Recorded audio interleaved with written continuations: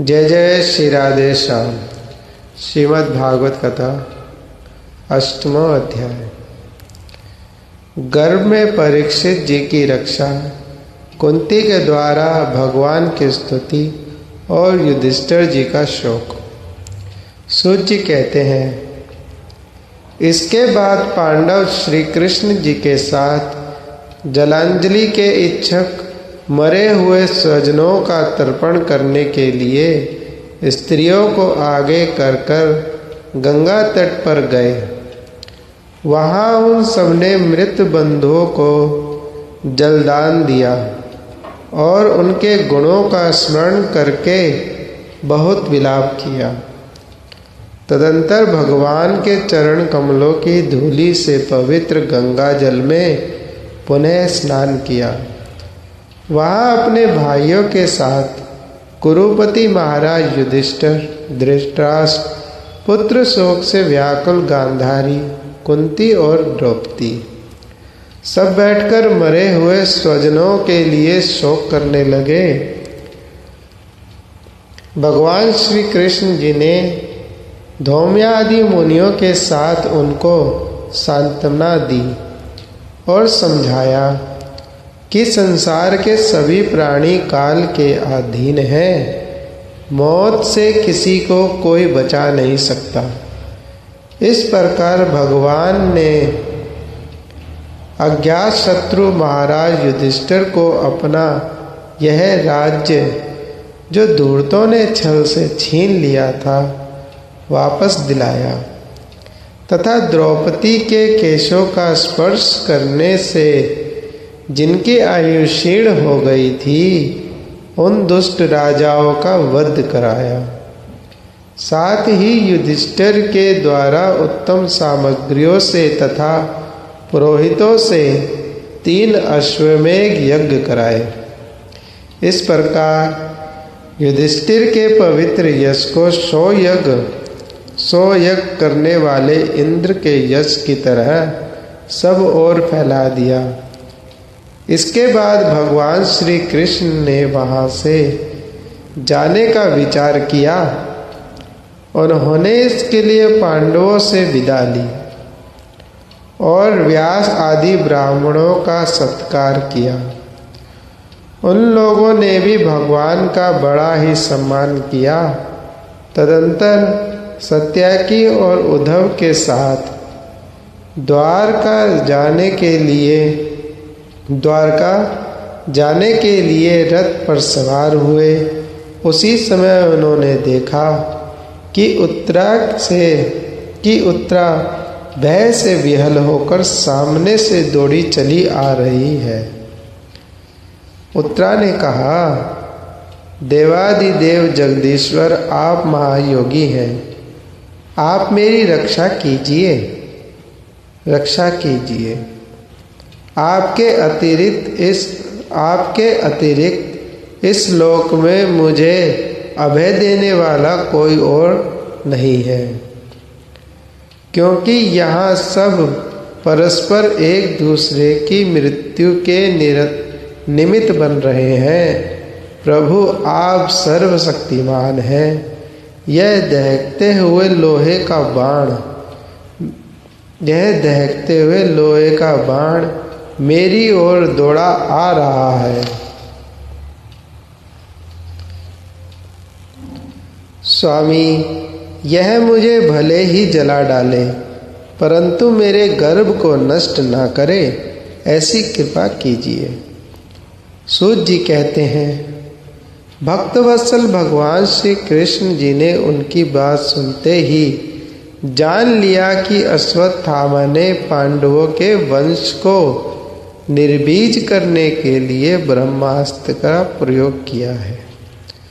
शौनक जी, उस समय पांडवों ने भी देखा कि जलते हुए 5 बाण हमारी ओर आ रहे हैं, इसलिए उन्होंने भी अपने अस्त्र उठा लिए। सर्वशक्तिमान भगवान ने अपने अनन्य प्रेमियों पर, शरणागत भक्तों पर बहुत बड़ी विपत्ति आई जानकर अपने निज अस्त्र सुदर्शन चक्र से उन निज जनों की रक्षा की।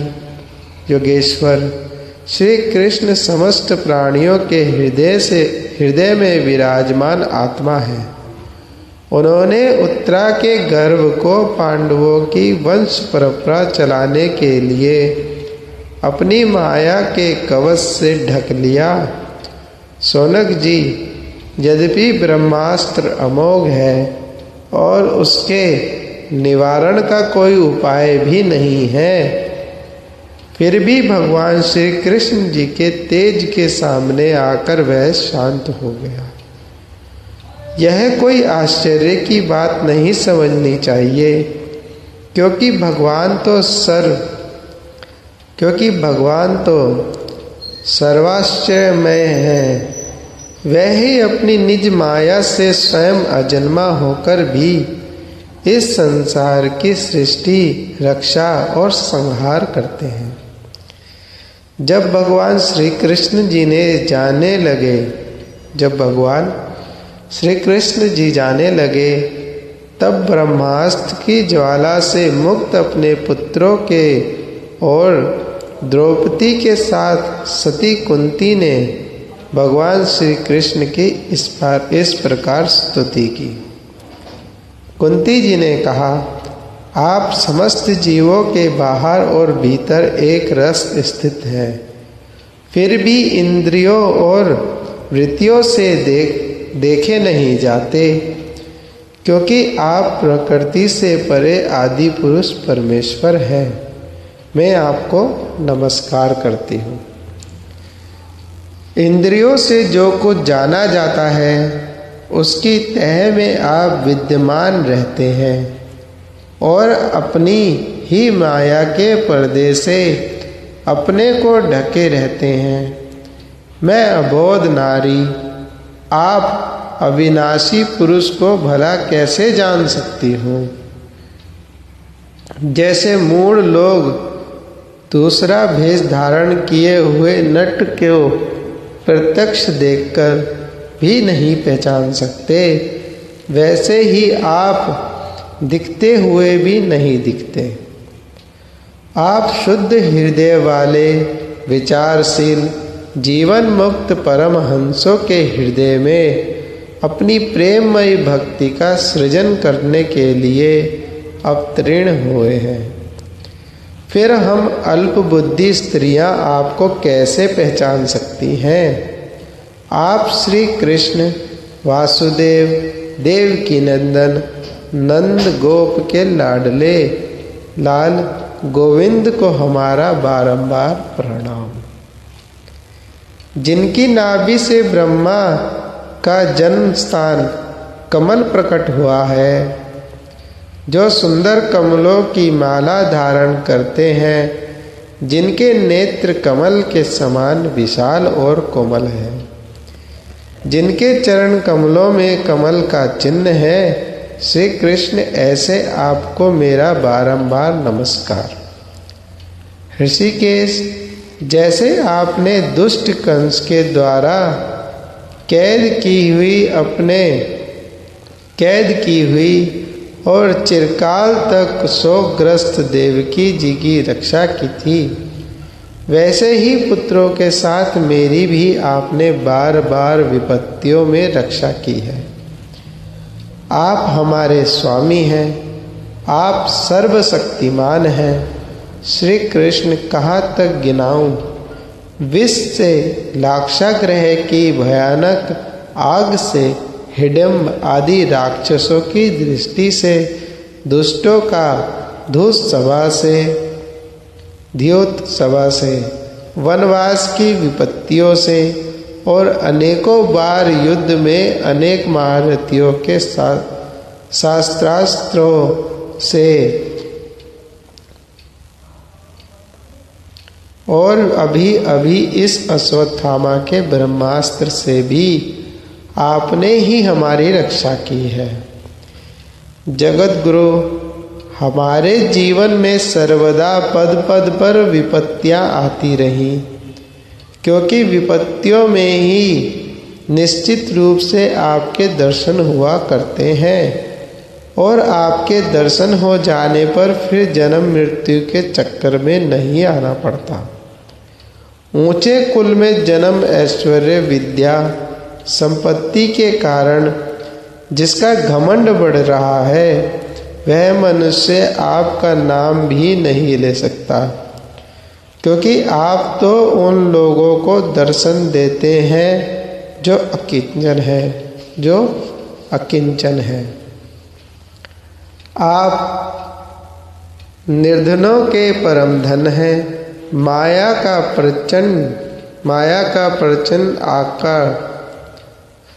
का प्रपंच आपका स्पर्श भी नहीं कर सकता। आप अपने आप में ही विहार करने वाले परम शांत स्वरूप हैं।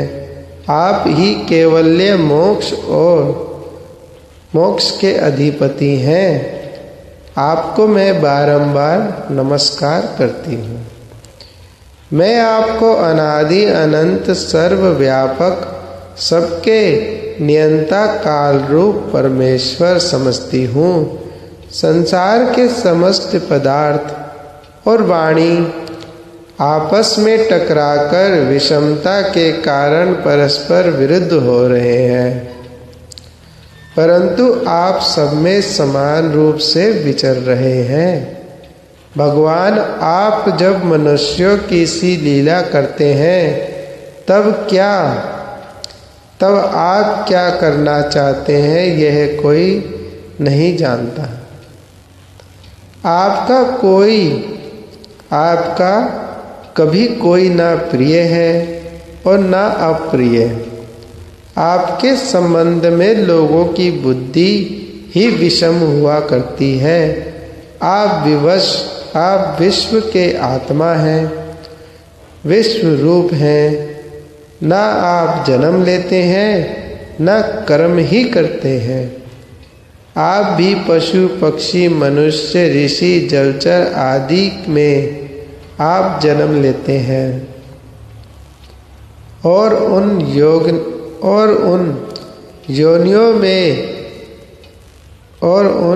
योनियों के अनुरूप दिव्य कर्म भी करते हैं। यह आपकी लीला ही तो है। जब बचपन में आपने दूध की मटकी फोड़ यशोदा मैया को खिजा दिया था और उन्होंने आपको बांधने के लिए हाथ में रस्सी ली थी, तब आपकी आंखों में आंसू छलक आए थे।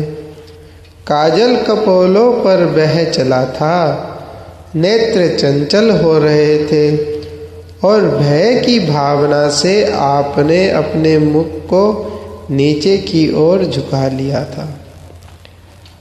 आपकी उस दशा का लीला छवि का ध्यान करके मैं मोहित हो जाती हूँ। भला जिससे भय भी भय मानता है, उसकी यह दशा आपने आजन्मा होकर भी जन्म क्यों लिया?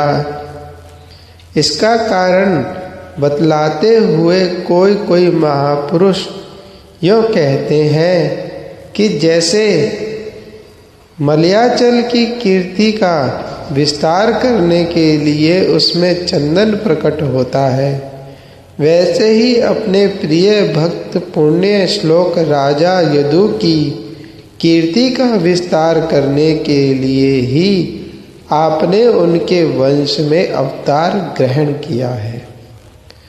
दूसरे लोग यूँ कहते हैं कि वासुदेव और देवकी ने पूर्व जन्म में सुतपा और पृश्चिन के रूप में आपसे यही वरदान प्राप्त किया था, इसलिए आप अजन्मा होते हुए भी जगत के कल्याण और दैत्यों के नाश के लिए उनके पुत्र बने हैं।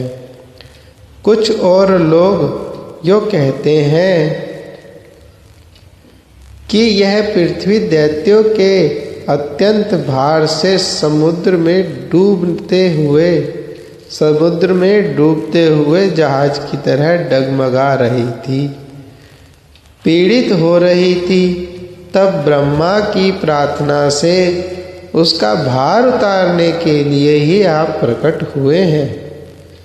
कोई मनुष्य यूँ कहते हैं कि जो लोग इस संसार में अज्ञान, कामना और कर्मों के बंधन में जकड़े हुए पीड़ित हो रहे हैं, उन लोगों के लिए श्रवण और स्मरण करने योग्य लीला करने के विचार से ही आपने अवतार ग्रहण किया है।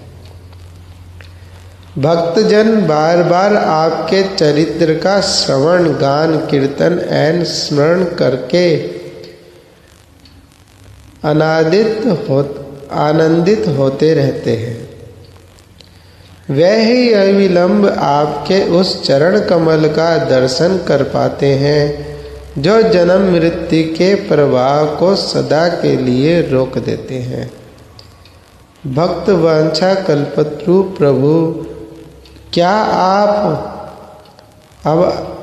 अब आप अपने आश्रित और संबंधी हम लोगों को छोड़कर जाना चाहते हैं? आप जानते हैं कि आपके चरण कमलों के अतिरिक्त हमें और किसी का सहारा नहीं है। पृथ्वी के राजाओं के तो हम यों ही विरोधी हैं। जैसे जीव के बिना इंद्रियां शक्तिहीन हो जाती हैं, वैसे ही आपके दर्शन बिना यदुवंशियों के और हमारे पुत्र पांडवों के नाम तथा रूप का अस्तित्व ही क्या रह जाता है। गदाधर आपके विलक्षण चरण चिन्हों से चिन्हित यह कुरुजांगल देश की भूमि आज जैसी शोभायमान हो रही है, वैसी आपके चले जाने के बाद न रहेगी। आपकी दृष्टि के प्रभाव से ही यह देश पकी हुई फसल तथा लता वृक्षों से समृद्ध हो रहा है। यह वन पर्वत, नदी और समुद्र भी आपकी दृष्टि से ही वृद्धि को प्राप्त कर रहे हैं। आप विश्व के स्वामी हैं, विश्व के आत्मा और विश्व रूप हैं।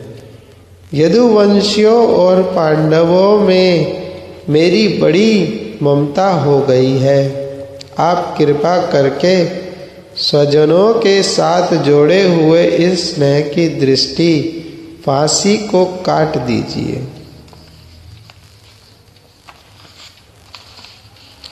श्री कृष्ण, जैसे गंगा की अखंड धारा समुद्र में गिरती रहती है, वैसे ही मेरी बुद्धि किसी दूसरी ओर ना जाकर आपसे ही निरंतर प्रेम करती रहे।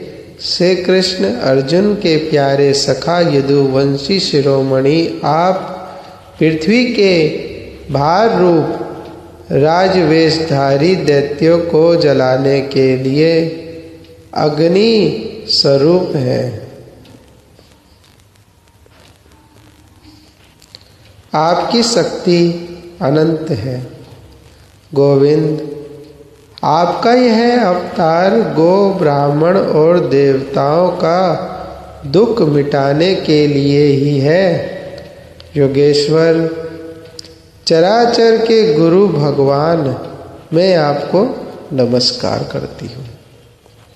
सूत जी कहते हैं, इस प्रकार कुंती ने बड़े मधुर शब्दों में भगवान की अधिकांश लीलाओं का वर्णन किया। यह सब सुनकर भगवान श्री कृष्ण जी अपनी माया से उसे मोहित करते हुए से मंद मंद मुस्कुराने लगे। उन्होंने कुंती से कह दिया, अच्छा ठीक है, और रथ के स्थान से वह हस्तिनापुर लौट आए। वहाँ कुंती, सुभद्रा आदि देवियों से विदा लेकर जब वह जाने लगे तब राजा युधिष्ठिर ने बड़े प्रेम से उन्हें रोक लिया। राजा युधिष्ठिर को अपने भाई बंधुओं के मारे जाने का बड़ा शौक हो रहा था। भगवान की लीला का मर्म जानने वाले व्यास आदि महर्षियों ने और स्वयं अद्भुत चरित्र करने वाले भगवान श्री कृष्ण जी ने भी अनेकों इतिहास कहकर उन्हें समझाने की बहुत चेष्टा की, परंतु उन्हें सांत्वना न मिली, उनका शोक न मिटा। शौनक आदि ऋषियों धर्मपुत्र राजा युधिष्ठिर को अपने स्वजनों के वध से बड़ी चिंता हुई। वह अविवेक युक्त चित्त से स्नेह और मोह के वश में होकर कहने लगे, भला मुझ दुरात्मा के हृदय में बद्धमूल हुए इस अज्ञान को तो देखा मैंने। सियार कुत्तों के आहार इस अनात्मा शरीर के लिए अनेक अक्षौणी सेना का नाश कर डाला। मैंने बालक, ब्राह्मण, संबंधी, मित्र, चाचा, ताऊ, भाई, बंधु और गुरुजन से द्रोह किया है। करोड़ों वर्षों से भी नरक से मेरा छुटकारा नहीं हो सकता। यद्यपि शास्त्र का वचन है कि राजा यदि प्रजा का पालन करने के लिए धर्म युद्ध में शत्रुओं को मारे तो उसे पाप नहीं लगता, फिर भी इससे मुझे संतोष नहीं होता। स्त्रियों के पति और भाई बंधुओं को मारने से उनका मेरे द्वारा यहाँ जो अपराध हुआ है, उनका मैं ग्रस्तोचित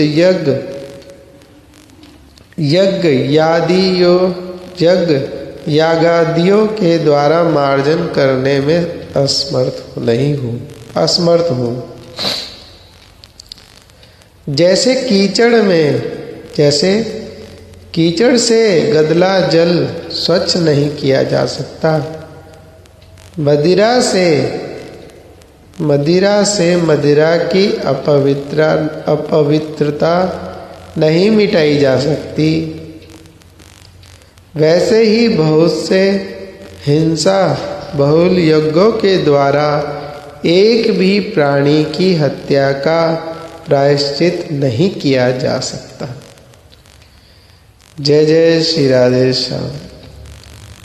अगला अध्याय कर लो।